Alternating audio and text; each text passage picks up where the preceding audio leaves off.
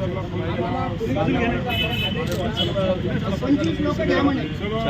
जर केलं हा सगळा समाज तुमच्या पाठीमागे असतो आमचा. फक्त तुम्ही एकच विनंती आहे आम्हाला की फक्त आश्वासनाची खैरात न देता आम्हाला फक्त परशुराम विकास आर्थिक विकास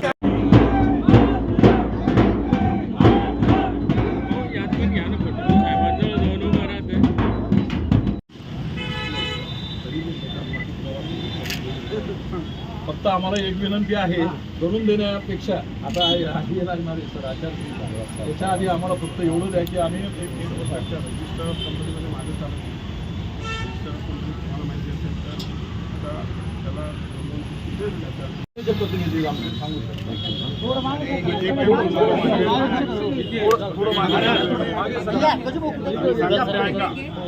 एक मिनिट मागे ऐकून घ्या. ऑलरेडी यावेळेस जालन्याचं उपोषण आपण सोडलं. त्यानंतर नागपूरमध्ये बैठक घेतली.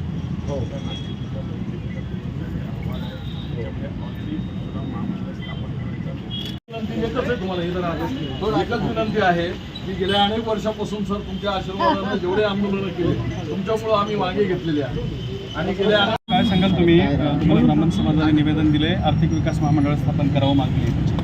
ब्राह्मण समाजाने मागच्या डिसेंबर महिन्यामध्ये जालन्यामध्ये उपोषण केलं होतं आणि त्यांनी मागणी केली होती की आमचं महामंडळ विविध अजून त्यांच्या मागण्या होत्या त्याच्यावरती उपोषण केलं होतं. त्याकरता आम्ही त्यांचं उपोषण त्यांना सोडायला विनंती केली होती. त्यांनी आमचा मान ठेवून उपोषण सोडलंही. त्यानंतर आम्ही माननीय मुख्यमंत्री एकनाथ शिंदेसाहेब, उपमुख्यमंत्री देवेंद्र फडणवीस साहेब आणि उपमुख्यमंत्री अजितदादा पवार साहेब यांच्या सगळ्यांच्या उपस्थितीमध्ये ब्राह्मण समाजाच्या विविध संघटनाच्या प्रमुखांबरोबर बैठक घेतली.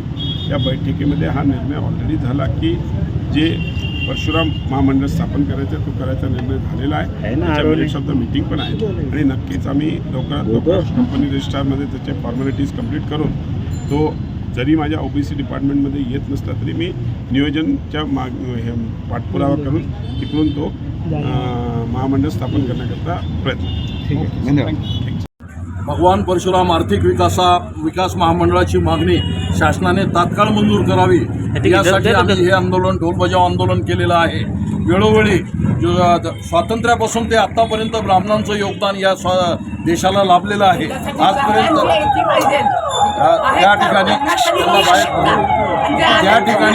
या ठिकाणी आज याच्यासाठी आंदोलन करण्यात आलेलं आहे की वारंवार महाराष्ट्र शासनाला लेखी निवेदन देऊन सुद्धा ब्राह्मण समाजाकरता काहीही केलेलं नाही.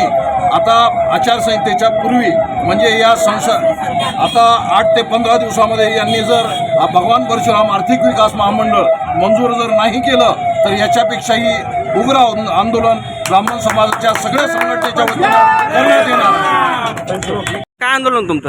आज आम्ही या ठिकाणी भगवान परशुराम आर्थिक विकास महामंडळ मिळावं ही आमची प्रमुख मागणी आम्ही अनेक वर्षापासून या ठिकाणी करत आहोत. आणि आता या ठिकाणी संभाजीनगर याच्या आधी जो महामोर्चा झाला होता त्या महामोर्चात देखील आम्ही परशुराम आर्थिक विकास महामंडळ मिळावं म्हणून ही मागणी केली होती. त्यानंतर जालन्या ठिकाणी एक आमचं उपोषण झालं. त्यानंतर पाथरीला एक उपोषण झालं. त्यानंतर परभणी जिल्ह्यामध्ये आत्ताच आम्ही एक पत्रकार परिषद घेतली आणि त्याच्यामध्ये आम्हाला फक्त शासनाने आत्तापर्यंत आश्वासन दिले आणि शासनाने आश्वासन देऊन देखील ते पूर्ण केलेलं नाही आहे. ते म्हणले होते की पहिल्याच कॅबिनेटला आम्ही ब्राह्मण समाजाचा विचार करू, परंतु आजपर्यंत त्यांनी कसलाही विचार न करता 4 ते 5 कॅबिनेट होऊन गेल्या, परंतु ब्राह्मणाला परशुराम आर्थिक विकास महामंडळ भेटलेलं नाही आहे. आणि त्यासाठी आज आम्ही माननीय श्री मंत्री अतुलजी सावे यांच्या कार्यालयासमोर या ठिकाणी आंदोलन केलेलं आहे की आम्हाला ढोल बजाव आंदोलन याच्यासाठी करतोय आणि करतो यासाठी की आम्हाला परशुराम आर्थिक विकास महामंडळ भेटावं यासाठी आम्ही या ठिकाणी ढोल बजाव आंदोलन केले आणि शासनाने याची तात्काळ दखल घ्यावी.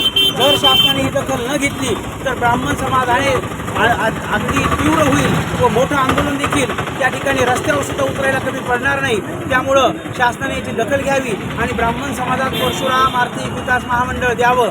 जय परशुराम. या आंदोलनामध्ये महत्त्वाचं बसा आहे की आजचा हा मोर्चा नसून हे एक आंदोलन आहे अध्यक्षांचं. आता सन्माननीय अतुल सावेसाहेब यांनी स्वतः चर्चा करून त्यांनी आश्वासन दिलं, आश्वासन नाही त्यांनी ग्वाही दिली की परशुराम विकास महामंडळ स्थापन करण्याकरता मी अधिकृत याचा पाठपुरावा करीन. तुमचे सुद्धा प्रतिनिधी माझ्याबरोबर ठेवा आणि परशुराम आर्थिक विकास महामंडळ हे नक्की मी स्थापन केल्याशिवाय शांत बसणार नाही, असं सन्माननीय मंत्री महोदय अतुल सावे यांनी केलेलं आहे.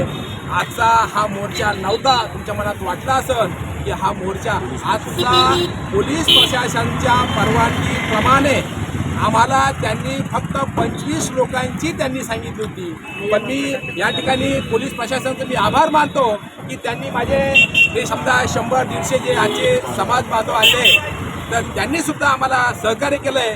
आम्ही सर्व संभाजीनगर ब्राह्मण समाज, महाराष्ट्र ब्राह्मण समाजाच्या वतीनं सर्वांचं खूप खूप अभिनंदन करतोय.